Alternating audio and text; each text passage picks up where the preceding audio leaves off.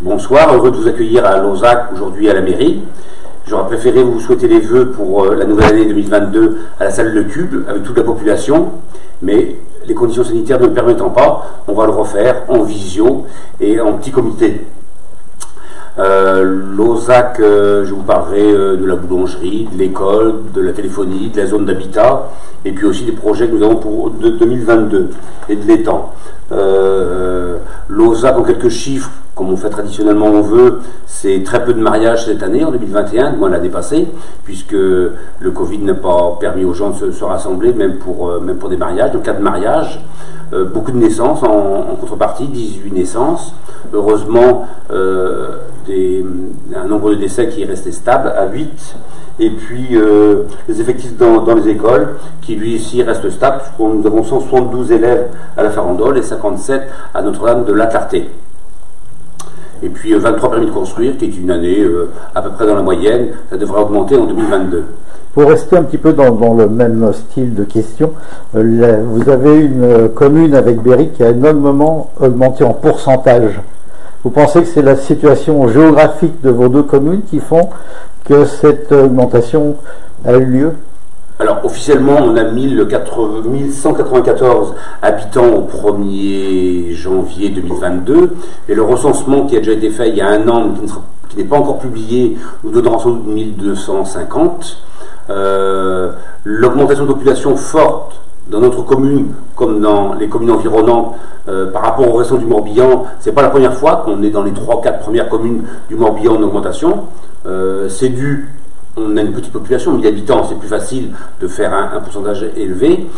C'est évidemment lié à la proximité de Vannes, on est dans le 3e cercle périphérique, on pourrait dire, de Vannes. La proximité de l'Atlantique aussi, à une dizaine de minutes de Lauzac, favorise l'augmentation de population, mais je pense qu'il y a aussi autre chose. Quand on interroge des Lauzacois qui sont venus récemment à Lauzac, le côté champêtre de la commune, on est à la fois proche du centre urbain, comme je l'ai dit tout à l'heure, mais encore à la campagne. Il semble aussi qu'il y a un esprit à Lauzac où les gens se trouvent bien, et donc quand les Lauzacois parlent de Lauzac, ça donne plutôt envie d'y venir. Et donc on voit que ce n'est pas des gens qui viennent uniquement par opportunité foncière ou pour un prix ou parce que c'est bien situé géographiquement, ils viennent aussi parce qu'ils ont senti qu'il y avait quelque chose de particulier. À titre d'exemple, on a eu 5 couples, 5 familles en 2021 qui ont décidé de changer d'habitat à Lauzac, mais ils voulaient quand même rester Lauzacois. Ils auraient pu aller dans d'autres communes et ils ne voulaient changer d'habitat que s'ils trouvaient un autre logement ou un autre terrain à Lauzac. Donc on voit que même chez des gens arrivés récemment à Lauzac, il y a un fort attachement à la commune. Et on en est fiers et je remercie évidemment tous les citoyens qui font ce choix.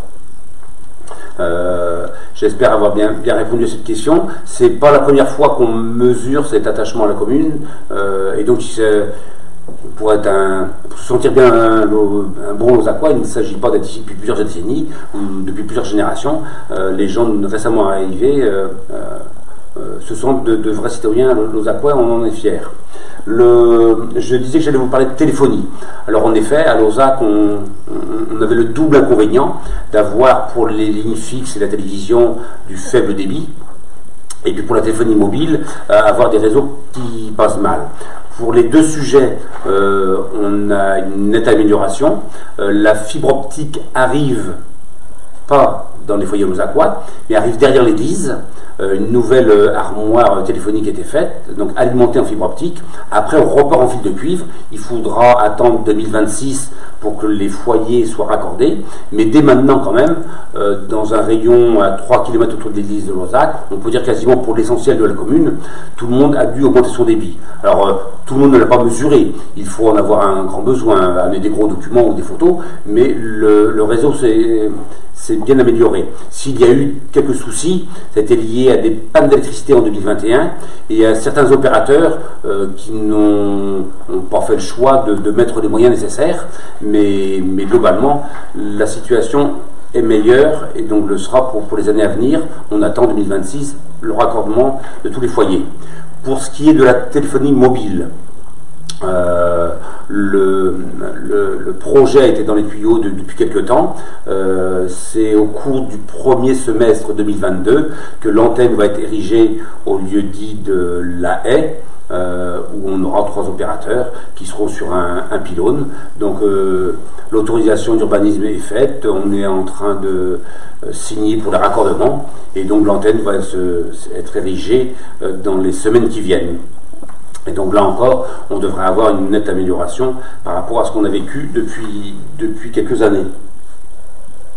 J'avais dit que je vous aurais aussi parlé de la boulangerie, parce qu'on en parle depuis longtemps. C'est un gros projet pour Lauzac, autant d'avoir un commerce qui peut structurer une commune. Une boulangerie, c'est quelque chose d'important pour les citoyens. Tous nous le disent. Et donc on s'est engagé à le faire avant les élections de 2020. Et donc on tient parole.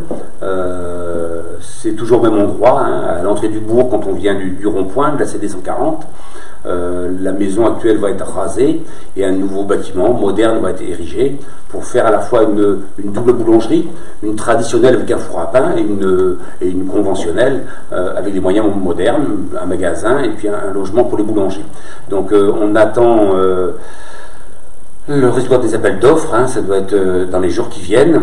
J'espère qu'il n'y aura pas trop d'inflation sur les prix et que malgré le débordement, on aura des résultats positifs, parce qu'on sait que dans l'artisanat, les entreprises sont actuellement extrêmement submergées de travail. J'espère qu'on n'aura pas relancé, mais c'est pas exclu.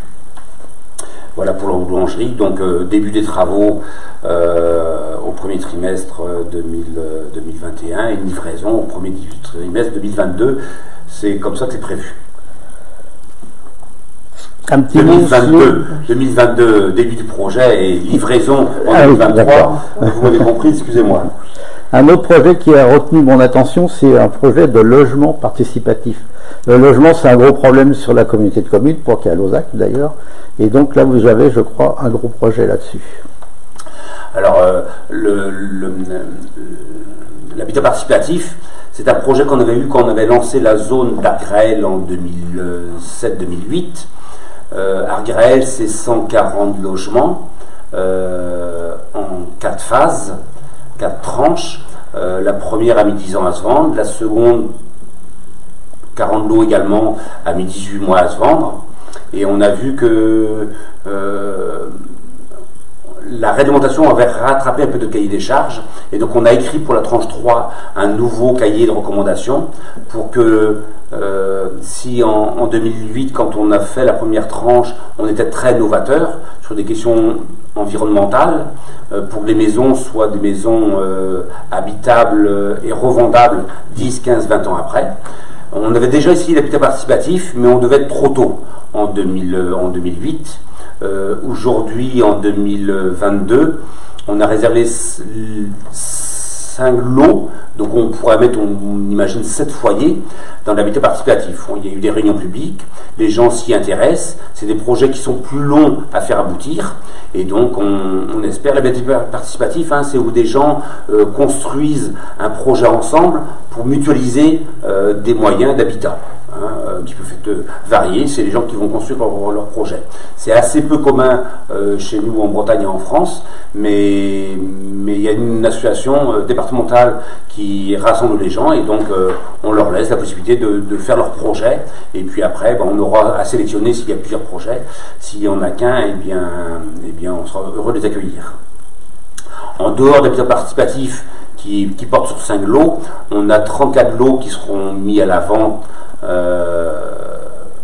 en une fois ou en 2 fois, parce qu'on a toujours souhaité à Lauzac fractionner les arrivées de nouveaux habitants pour intégrer les gens d'une manière convenable, pour qu'ils soient bien accueillis, pour que ce ne soit pas non plus des trop grosses vagues qui arrivent, pour que les accueils des enfants à l'école se fassent aussi de manière progressive. Et donc là, les élus auront rapidement à décider si ces 34 lots, on les vend en une fois ou en 2 fois. Ce sera probablement en 2 fois, mais on ne sait pas avec quel délai. Ce qu'on souhaite aussi, c'est que est-ce qu'on va dédier des lots à la location ou pas? On n'a pas encore décidé, les élus auront là aussi à se positionner. Il faudra peut-être hiérarchiser les demandes, parce qu'il y a plus de demandes pour venir à Lauzac qu'on a de terrain à offrir actuellement. Et donc On va aussi mettre en place des mesures anti-spéculatives, parce que ces terrains sont vendus à des prix attractifs et on ne souhaite pas que les gens fassent un bénéfice sur la collectivité. Donc voilà, donc c'est un beau projet. C'est pas facile de mettre des terrains à vendre quand ça ne se vend pas, mais c'est pas facile non plus de ne pas pouvoir répondre à toutes les demandes. Voilà pour ce qui est d'Argraël. À propos de l'étang, qui a aussi occupé beaucoup d'échanges et beaucoup de passion dans le conseil municipal en 2021. En 2022, on va être dans l'opérationnel. On touche à un étang qui a presque 30 ans, 25 ans, 27 ans aujourd'hui, qui s'est légèrement envasé, qui a une plante qui l'a colonisée, une plante invasive, et donc il n'y a pas tellement d'autres solutions qu'une mise à sec. Dès qu'on touche à un plan d'eau aujourd'hui, chez nous comme ailleurs, on touche à la loi sur l'eau, et donc ça nous oblige à respecter. Vous savez que la France est souvent épinglée par une directive européenne qui nous oblige à reconquérir une bonne qualité des eaux pour 2027. Sans doute que ce sera prolongé à 2030 ou 2035, mais en tous les cas, l'État est particulièrement vigilant à ce qu'on respecte ces lois sur l'eau. Et donc après, si on veut avoir les financements qui vont avec la réhabilitation de cet endroit, eh bien il faudra se conformer à ce que nous diront les administrations. En tous les cas, ce qui est sûr, c'est que ça restera un endroit ludique, agréable, où on pourra faire de belles balades dans un milieu humide, avec plus ou moins d'eau. Je ne peux pas répondre à cette question aujourd'hui. De Lauzac en 2021, ça a été aussi, malgré le Covid, une évolution au Carré des Arts. On a accueilli comme salarié Alexandra Colleux, comme médiatrice culturelle.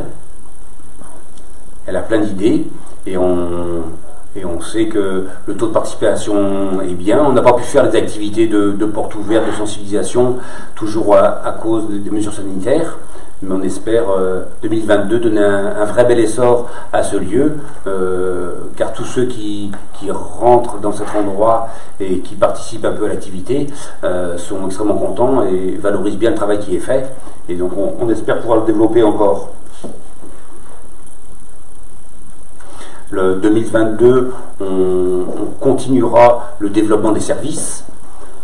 On a eu en 2020 et 2021 l'installation du médecin et de l'ostéopathe. Là, c'est les infirmiers, le cabinet d'infirmiers, ce sont plutôt des infirmières d'ailleurs, qui construisent leur bâtiment, qui vont s'installer dans de nouveaux locaux en 2022. On a aussi une coiffeuse qui a acheté une vieille bâtisse qui la réhabilite pour installer son salon. Probablement aussi un porteur privé qui va installer de la petite restauration. Et donc on voit que le développement, en plus de la boulangerie, est fourni et pourra servir au mieux les besoins de nos aquas.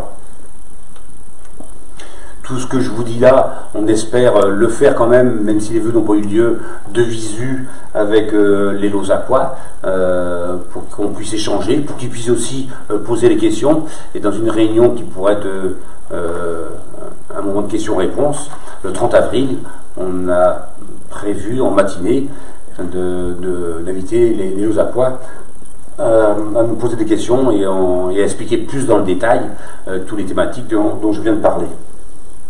Et puis on aura aussi en 2022, ce qu'on a reporté, qu'on avait prévu de faire en 2021, une inauguration des jardins familiaux et du verger dans l'ancien jardin de Curé. Voilà. J'en ai fini pour cette rapide présentation. Si vous avez des questions, eh bien, je suis là pour y répondre.